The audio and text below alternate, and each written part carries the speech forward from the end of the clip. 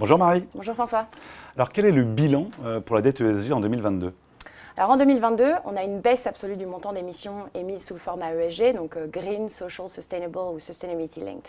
Ça vient après 10 années consécutives de croissance nette de plus de 200% par an en moyenne. Alors malgré ce montant absolu en baisse, on voit cependant une forte pénétration du format ESG dans le primaire européen. 18% du marché investment grade, 22% du marché high yield, démontrant clairement la popularité du format. Alors, les formats eux-mêmes sont toujours majoritairement représentés par les green bonds, 75% du gisement, 15% pour les sustainability linked bonds.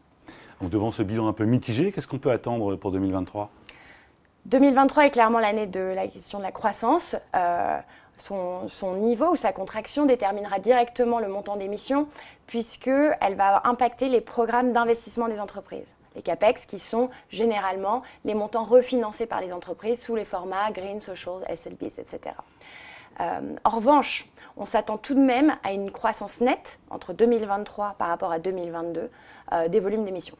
Et quels sont les moteurs de croissance qu'on attend exactement ? Il y a différents moteurs qui peuvent jouer à différentes vitesses en fonction de comment le scénario macroéconomique se déroule.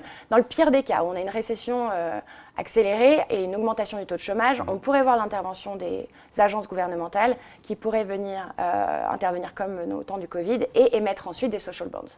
Le scénario plus mainstream et central, c'est le retour sur le primaire des émetteurs à yield qui ont repoussé leurs besoins en financement, ne peuvent pas repousser l'échéance et vont venir, pour faciliter leur placement sur le marché primaire, privilégier des formats Green ou SLB.